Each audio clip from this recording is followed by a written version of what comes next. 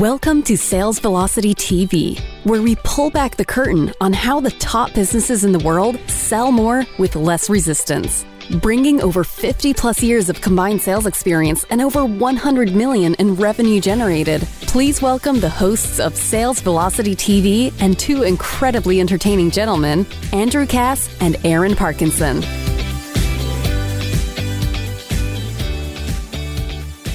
Welcome back, everybody, to another episode of Sales Velocity TV. I'm Andrew, that's Aaron, and we're talking zero resistance selling today. And it's kind of like the theme of the show, Aaron. We talk about how to sell more with less resistance, and we're going to share what we consider to be today the three pillars of achieving a zero resistance selling environment, which I think is the holy grail. If you can pull this off in your company, man, selling becomes fun, communication becomes fun, running the company becomes fun.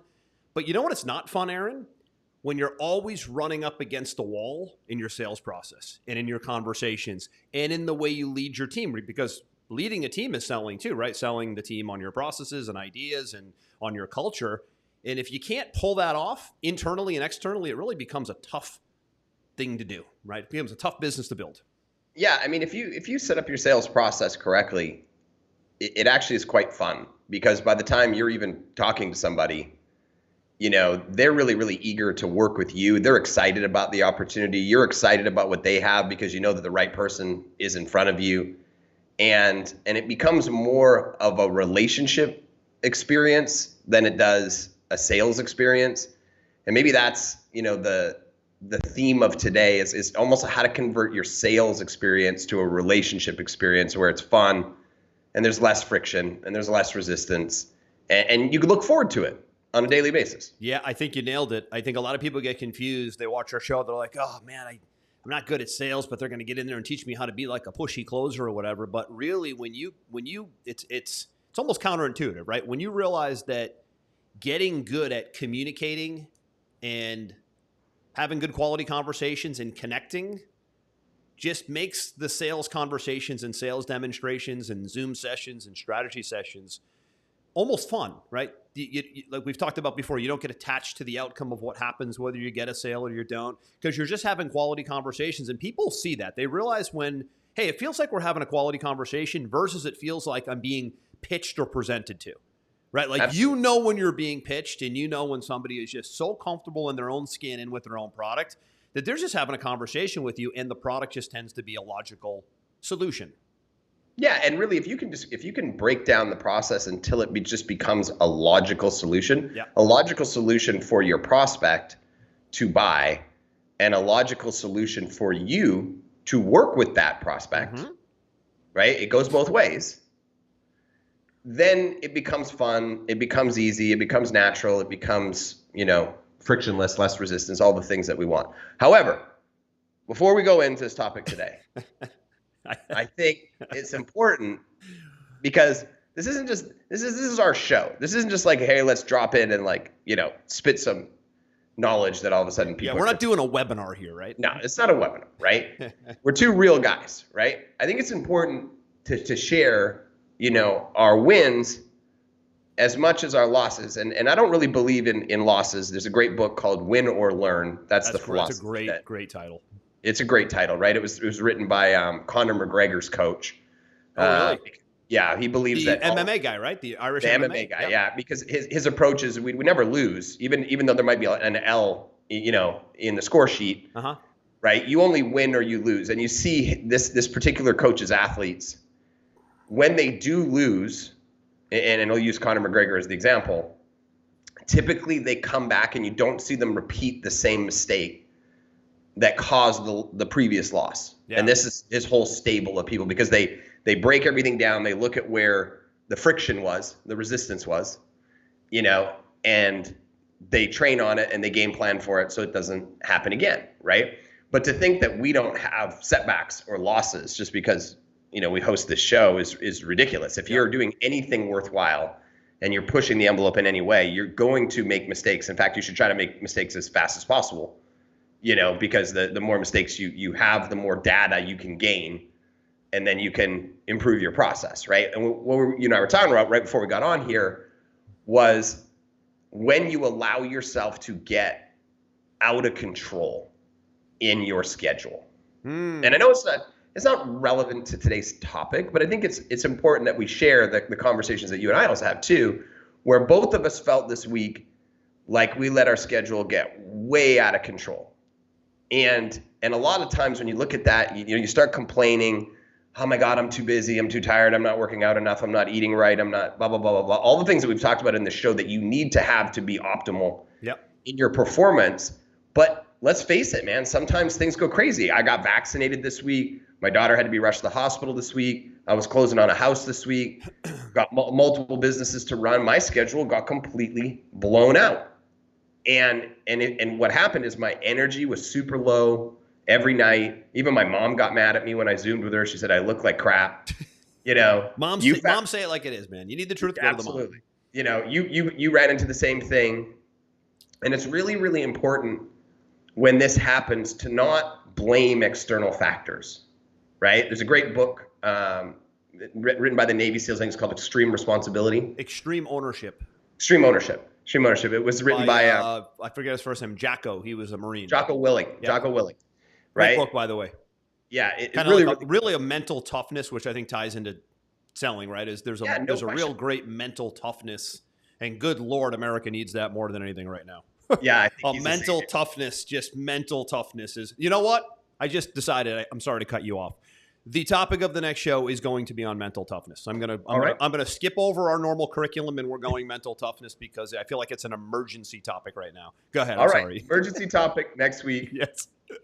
How to know if you're mentally tough and if not, mentally tough. I mean, listen, you can't run a business or run a sales environment or run yourself if you're not mentally tough. Right? You can't do anything. You don't need to be a tough guy, but you need to be mentally tough.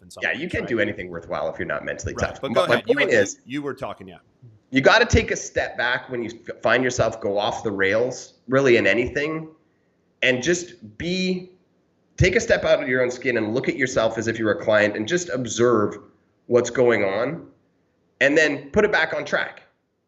Right? So, for me next week, I made the decision that I'm cutting my calls down in half, even if they're like the greatest opportunities or the biggest 911s or blah, blah, blah, blah. I'm booking out basically the second half of my day all next week will be completely blocked out just so I can be centered, focused, work on the business, not in the business 100%. And it was funny because I literally said that to you, and you just. And what did you say to me right after that? What did you say? It's funny you said that. I said because I've been making major subtle adjustments throughout the weeks myself and this is really important for all of you watching, whether you're in sales or whether you're running a company, is I'm trying to structure my week now where I have at least a day or two per week where I'm not in reactive mode.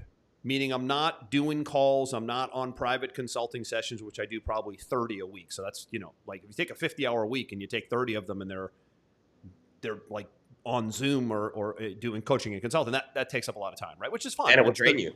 It takes up a lot of time. I love doing it and I'm really good at delivering results. So I like it.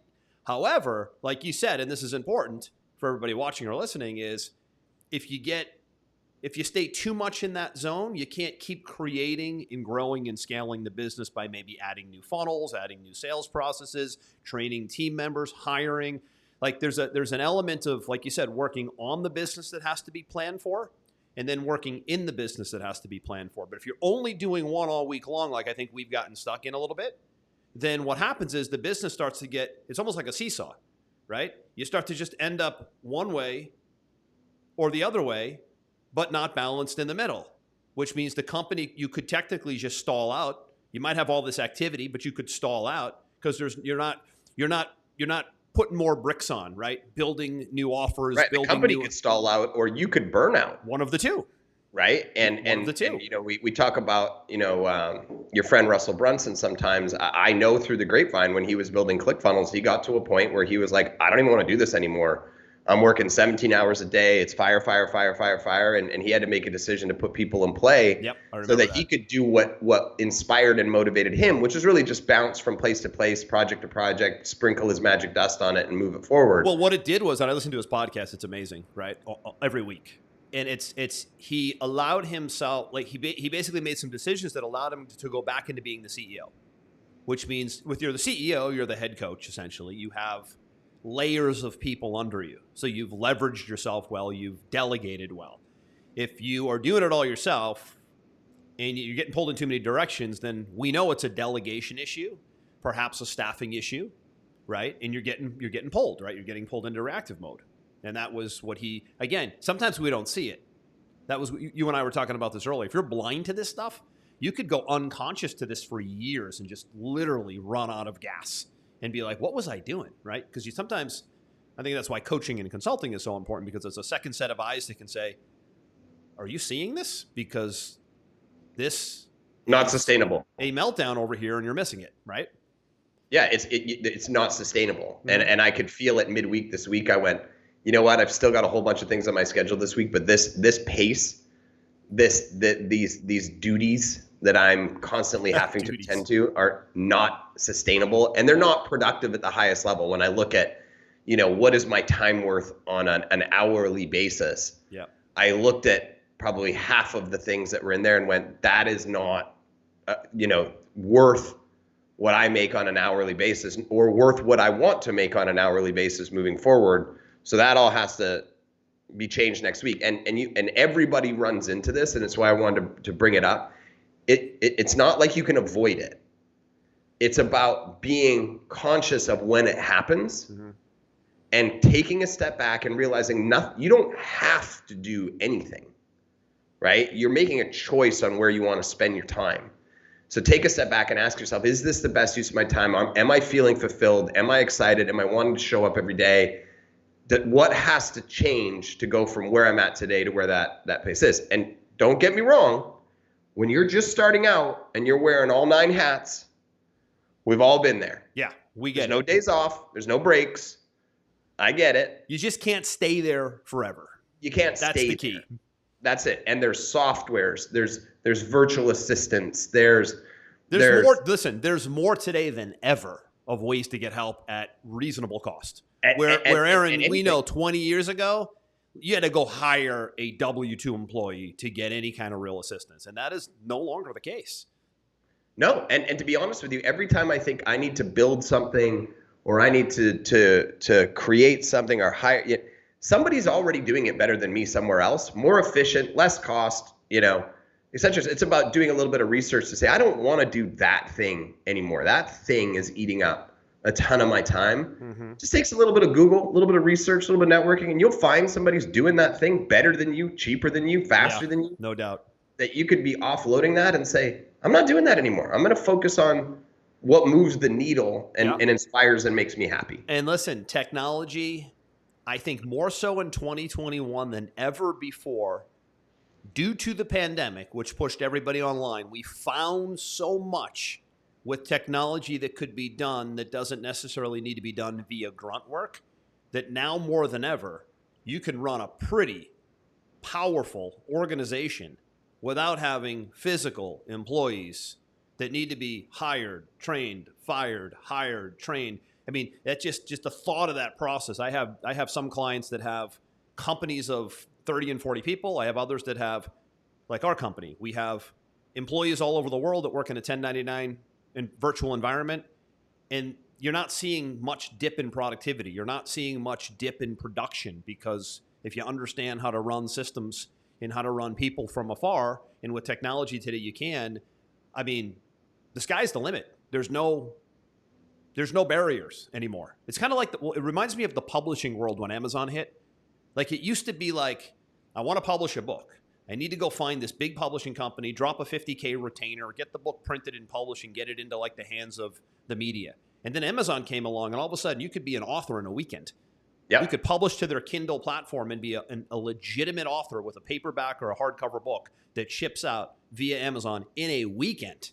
And we all know, as humans, the credibility we give to authors, people who write on their subject, it just tends to be something that we think it's just a huge authority figure for anybody. And the thing that I've really learned over the last 2 years is that, historically when you wanted to get some things off your plate, you hired somebody in like a specific traditional job role, mm-hmm. right? And that job role was supposed to be able to cover all these things. Yeah. And I really feel like it's morphed where now there's like, there's skill specific people and companies that they don't fall into a job role anymore, where you can just look at something that you're doing. We'll take let's look at the example of the company that you were looking at this week. I can't remember the name of it off the top of my head, where as soon as a customer signs up now and an email goes out to them and an SMS goes out to them and welcomes them, it encourages them to respond, and they will literally communicate with that person 16 hours a day with the sole goal of booking them to a Zoom appointment. So excited about it. Right. And you might be looking at your business saying, man, I wish I had a person junior, to do this. A junior salesperson who could do this for me and blah, blah, blah. These people have an entire team that are going to do it for us at a fraction of the price, turnkey. They're pros at doing this one specific thing. There you right. Go. So we can put that one specific brick into the foundation versus saying, oh, we got to hire a junior, salesperson. We got to teach them communications, and we got to teach them tech, and we got to teach them this. No. That thing can be taken care of by that software or that group or that company. Exactly. And that's really where we're moving now as an economy. I was thinking about this while I was running this morning, Andrew, and I know this whole show has gotten completely off track, but I'm almost thinking about changing the topic here as we're 20 minutes in. Listen, we're going to get to the zero resistance pillars in a minute, I promise. Yeah, and I don't care because it's our show. But the reality is like there is a point. I was jogging this morning. Yeah. And I was thinking to myself about my kids and their future. Yep. Right. And I was thinking about like they're talking about going to college and this and that and whatever. 40 years ago, if you had a degree, yep, it was amazing, right? If you had a master's, oh my God, like you were on another planet, right? If you had a doctorate, PhD. Oh my God, it was like roll out the red carpet for this human being. I went to university, I dropped out. I got bored, I wanted to go be entrepreneurial. I don't have any letters behind my name. But you know what I can do? I can make stuff happen. I can make sales happen, traffic happen, revenue happen. I can make rain. Rainmaker. I was just going to say, under your name it says Rainmaker. Like, on your business card, Aaron Parkinson, Rainmaker. I just instantly move the needle. That's what people want now. They don't want somebody with this like huge education and letters behind their name. They want somebody that can directly impact something in their business.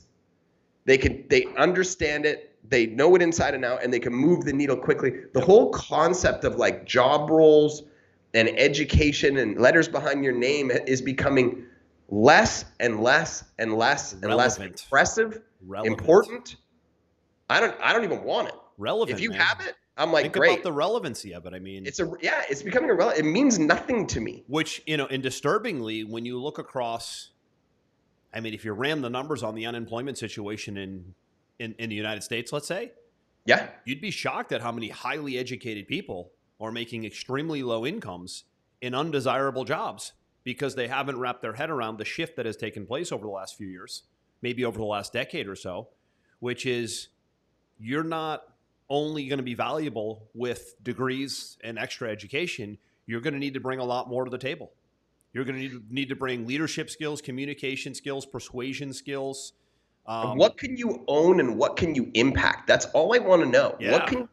I have a team of 50 in my company, and I don't hire based on education, degree, any of that stuff. I hire based on real world skills and what you can own and what you can impact immediately in my business. And I kind of feel like over the last couple decades, that shift has really happened. I feel like the education system is really at fault because I don't think they've caught up. There's no question. It's an archaic system. Wants. There's no doubt about it. Right? So people are getting sold this like, hey, if I go here and I get this degree, then I'm going to be a perfect fit for this company.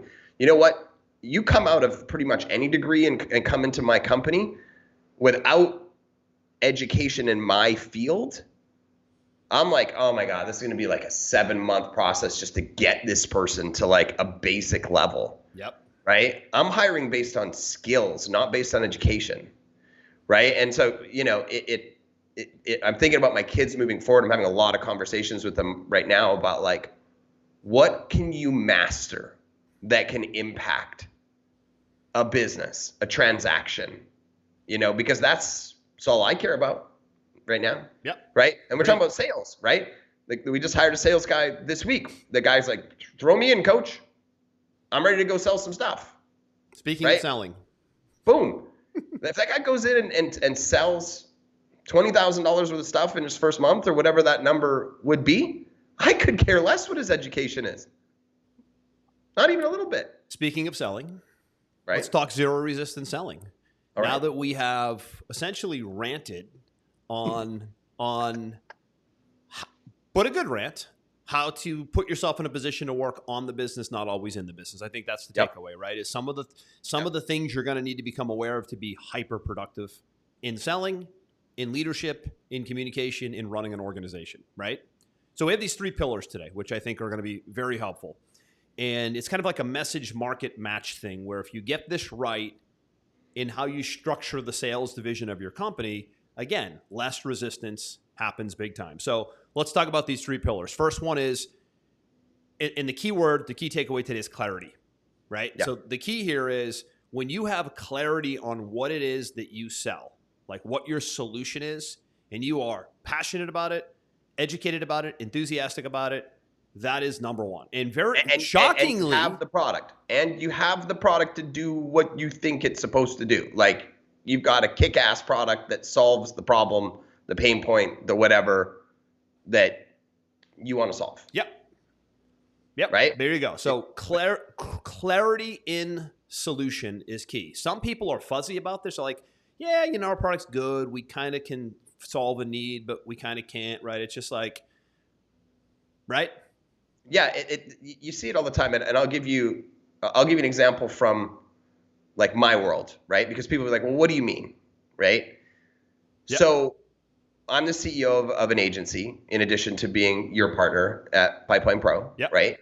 And we serve digital marketers who are spending at least $1,000 per day on paid media that want to scale to $5,000 to $10,000 per day using a multi-channel direct response approach, right?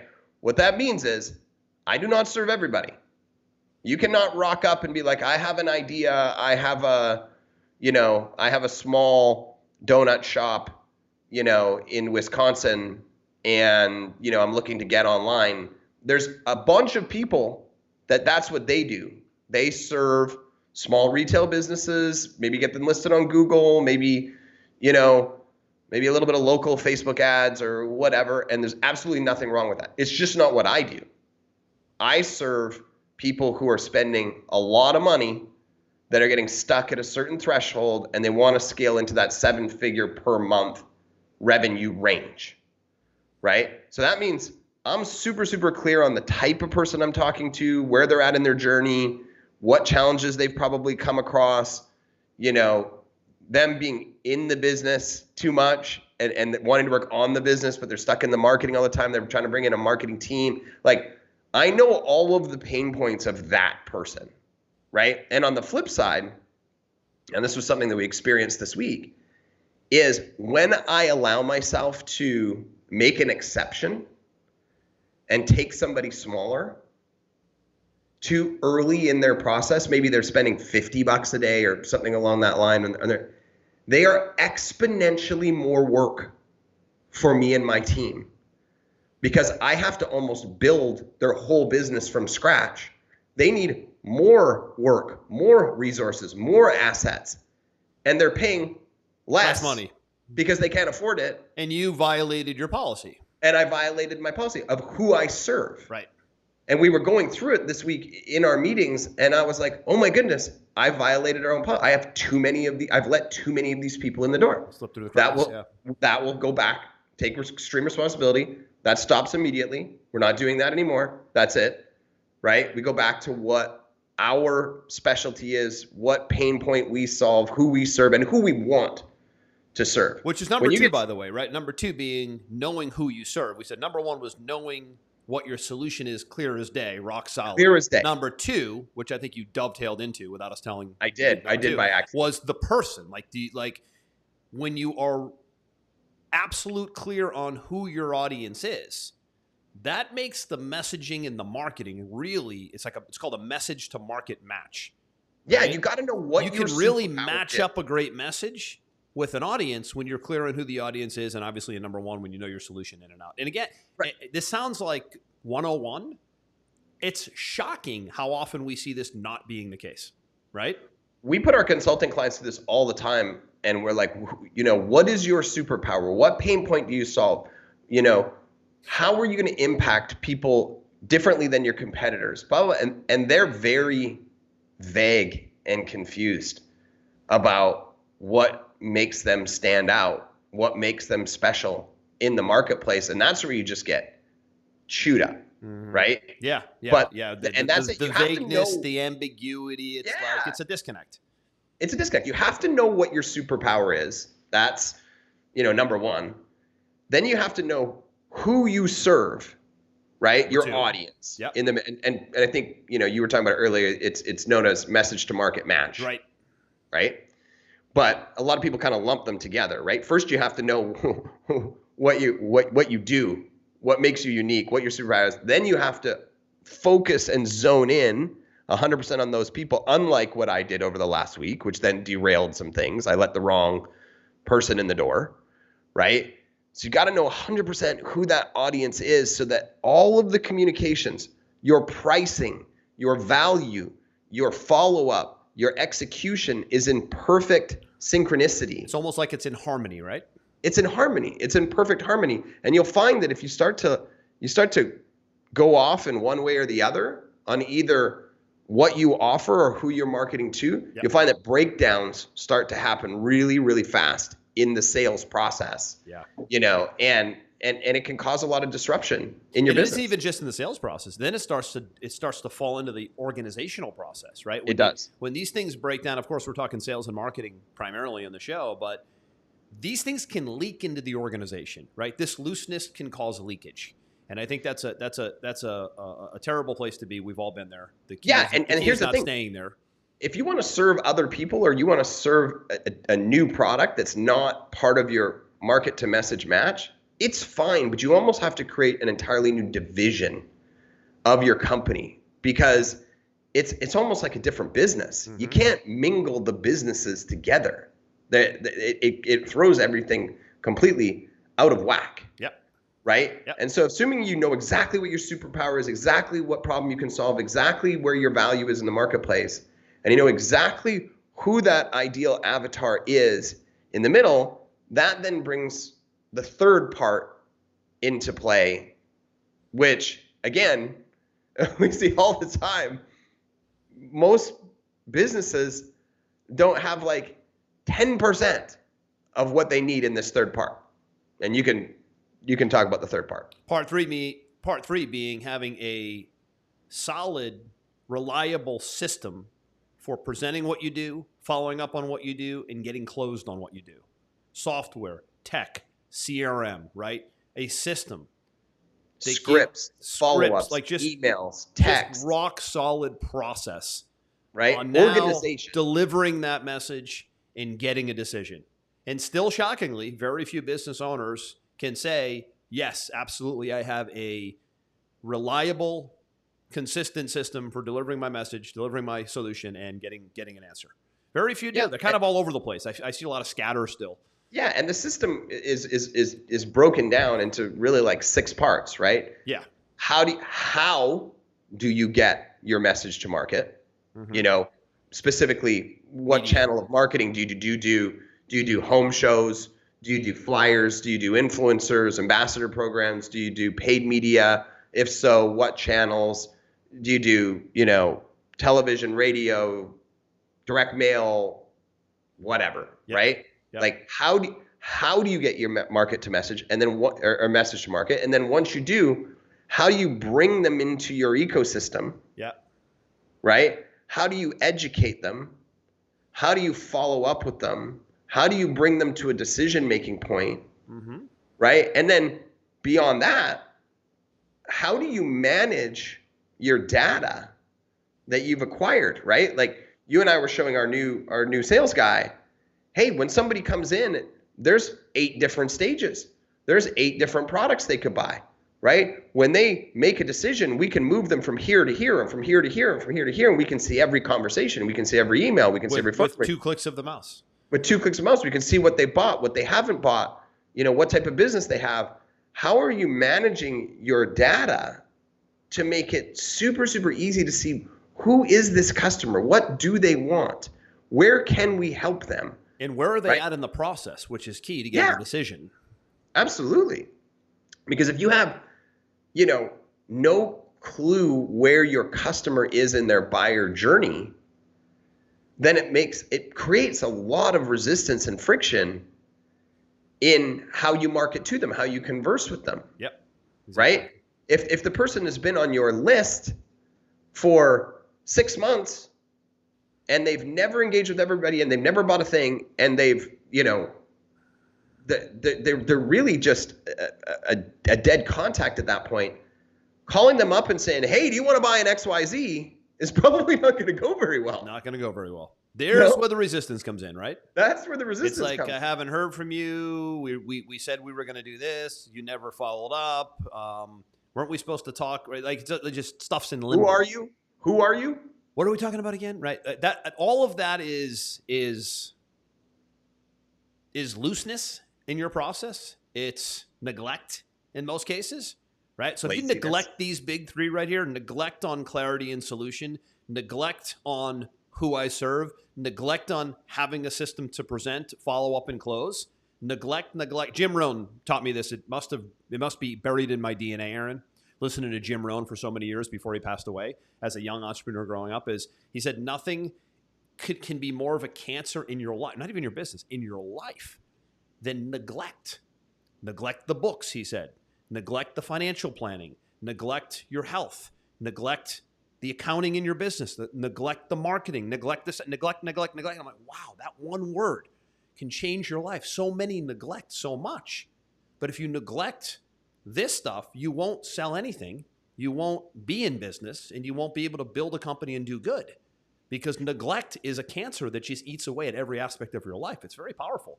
You're 100% correct. And, it's even something as simple as when you lose a customer, right?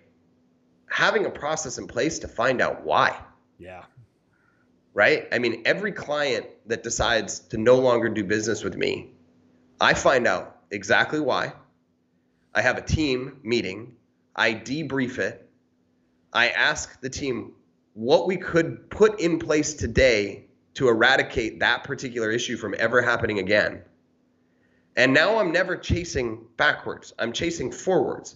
Because in theory, if I isolate the issue, figure out how to put something in place to never let it happen again, and move forward, then that's not going to repeat itself. It's okay to make mistakes. It's idiotic to make them over and over and over again. Exactly. Right? So it's about looking at these 3 pillars, right? What you offer, who you offer it to, and what your process looks like to not only bring them in, but to keep them in, keep them happy. And if they leave, maybe even finding out why they left and improving your processes so it doesn't happen again. Right? It's structure, it's process. Those things will set you free in your business and stop you. Do you remember this show that used to be on CNBC? I talk a lot about Shark Tank on here. I love Shark Tank. CNBC that's my favorite channel. They put on great financial news. It's not the drama news that we're used to. It's actual economic news. Real news? Yeah, like interviews with CEOs, who's going public, housing numbers, what stock market stuff. I mean, commodities, digital currency. Like, it's the stuff it's financial literacy. It's one of those things that I don't like to neglect. I like to be plugged into what's going on in the world of finance and business, right? But the point I'm trying to make is, what was the point I was trying to make? Actually? I don't know. I was excited. Man, I was going somewhere with this, but I just got trailed off into the whole financial literacy thing. You know what it is? What it is? There's too many meetings this week. Yeah, that was the overwhelm just hit me. I just had a senior. Is that called a senior moment? Whoa. It's just a moment. It's just a moment. It's just but you know what? We call that flashback humor. Yeah. Because we talked about this at the beginning of the show, how it just too much, ran the energy down this week, blah, blah, blah. Too much information, right? In my head. Too much information. Too much information, right? I know what it was. Sorry. Got it. See, I knew it would come back. Yeah. So the show, The Profit, right? Do you remember the show, The Profit? It's not on anymore, but it was on for a couple of years. This guy, Marcus Lavonis, I think his name was. Yeah, I was going to say. Sharp guy. So he would go into companies. And he kind of had like his 3-pillar system. It was pretty cool. He would go in to analyze companies. He'd watch the operations, get to know the people, look at the product. He'd really spend like a week with the company to determine if you wanted to invest in the company and help them. They're all companies that were struggling and needed help. And he had 3 things that he would look at: people, process, and product. People, process, and product. What kind of people are there here? Are they good people, quality people? Do they, are they sharp? Are they trustworthy? Are they reliable? People. Process. Number 3 for us. Did they have a process in place that, was promising? Maybe there was some breakage, but he could come in and he felt like there was something I could build on, right? And then, it was consistent. It was duplicatable. It was scalable. And then the product. Did they have something that is, and this is a Shark Tank thing, right? Like it's all about, for them, like, does the product resonate with me? Can I get behind it? And if I can get behind it, I can build the systems and put the right people in place. And it was really, it's such a simple thing, right? When you work in like a 3-pillar environment like he did, we're talking zero resistance selling today. And there's really 3 things, this message to market matches, 3 things that if you get right, it just eliminates overwhelm and creates a lot of productivity and efficiency. And he was really good at going in there and identifying those 3 things. And that's something that you can do as well, right? Is where are you with these 3 things that we're talking about today in zero resistance selling? Do I have a clarity game plan on the first 2? And do I have a system for the third one to make it all work? And if you're answering no right now, like you said a second ago, that's a mistake and it's okay. It's just not okay to stay there.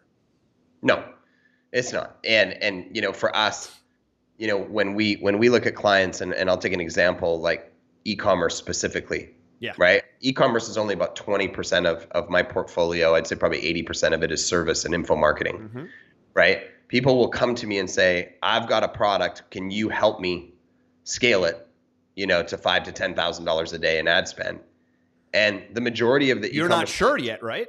No. And the majority of the e-commerce clients that come to me, I say no, because we've broken them down into 2 categories. You've got a brand product and then what we call a holy shit product.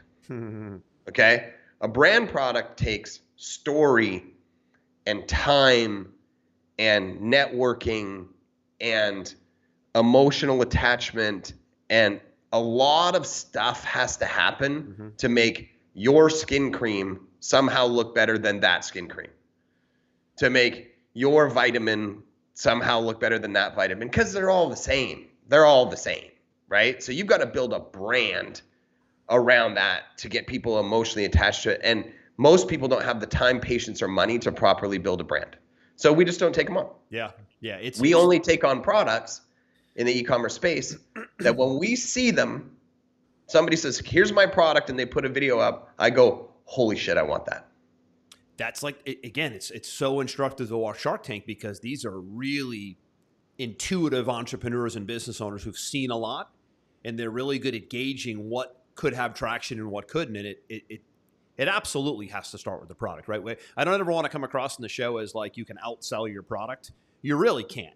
You can a little bit. You can a little bit. You can move the needle a little bit, but and this is number 1, right? You got to be really passionate and clear on what it is that you offer as a solution. And when you do, it's like everything else gets easier because you just love what you offer and you love how many people it's helping. I mean, and you're proud of it. And you're proud of it. Our show is sponsored by Pipeline Pro, which is the CRM and the software platform, the sales tracking platform that we own.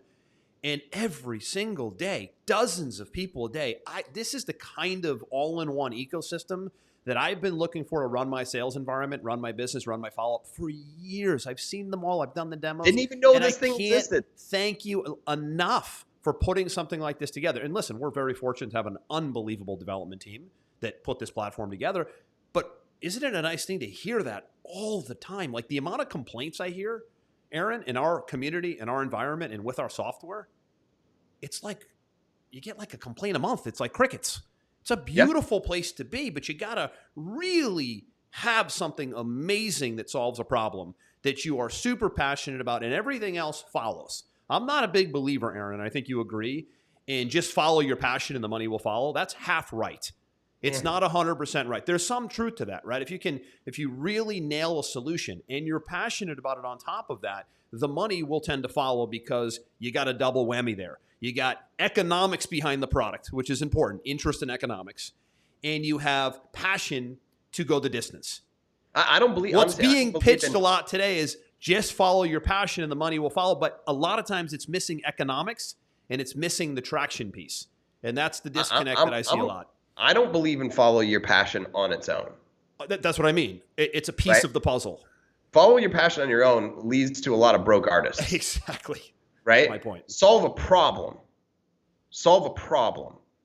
That's what you want to be doing. And get passionate about the problem that you solved, and you're in a different ballgame now. Right. And if it could be even like, I'm super passionate about this industry or this whatever, I'm going to then go solve a problem in that industry I'm passionate about. Now, there you go. It's never like it looks like on the surface in life. Almost everything is not what it appears at first, but an element of it, right? Right. And I mean, we're talking about entrepreneurialism right now. Like if you're talking about, I want to be a doctor, I want to be an engineer, I want to be a chiropractor, I want to be something like, dude, if that's your passion, go do that, because that's a completely different topic. Right. But we're talking about entrepreneurialism. We're talking about business ownership. We're talking about a profit-oriented business, not a charity. We're talking about making a living for yourself and your family and delivering value. That's a big difference. Yeah, absolutely. All right, I'm excited about next week's show. Yes, we mental toughness. We're gonna put the curriculum aside next week, and we're gonna have a show. America needs a little mental toughness. I don't know if that's let's go. I think Canada does too. Because you're a Canadian. I was going to say, can we call it a North American problem, Aaron? Is it a North American issue? Can we say? I think it's a worldwide issue. I don't know if it is. I speak to people in multiple different countries, and that America is. I can only speak for America. Is becoming laughable how sensitive we are now, and how everything is offensive, and how everything is political, and how everything is racism, and how everything is COVID. It's like every little thing is a meltdown. So yep, I would agree with that. We need, and again, I don't know about Canada, but we'll call it a North American crisis that we're in right now, and it is a mental toughness sensitivity crisis. All of Canada is just like a giant version of California. So okay, so then Jesus, well, California is now Venezuela, so I guess we got Venezuela wrapping the whole. Canada's California. California's Venezuela. I'm totally kidding. California's beautiful sort place. of. It's a beautiful place to not live. It's a beautiful place, I tell you. But no, let's do that. We're gonna have a great conversation next week on mental toughness, because again, it ties into selling, it ties into business, ties into entrepreneurship, ties into life. And the disclaimer I want to make now before we get into this really fun topic next week, mental toughness, is it's not about being a tough guy or a tough girl. It's about being mentally tough so that you can persevere, so that you can go the distance, and so that you don't have to get derailed at every turn because everything offends you or everything causes a meltdown, right? Because that's kind of what's happening quite a bit today. And we don't want to see it happen in business, because if it happens in business, you could lose your company over something like that, right? Absolutely. So we'll wrap it there. That's Aaron. This is Andrew. Hope you enjoyed this one on zero resistance selling today. Took us a while to get to the topic. Had to vent a little bit on productivity, but I hope that was productive in the beginning. The productivity and the work on your business, not in your business piece, because sometimes those fundamentals need to be revisited. And I hope that was valuable to you. If you love the show, leave a comment on on Apple, on Google, on Stitcher, on Spotify, and if you want to watch any past episodes of the show, live or by radio version, it's salesvelocitytv.com. We'll see you in the next episode. We hope you enjoyed this episode. Sales Velocity TV is powered by Pipeline Pro, the ultimate all-in-one sales pipeline management and marketing automation platform that makes all others obsolete. And we can prove it. Take a tour at gopipelinepro.com. See you on the next episode.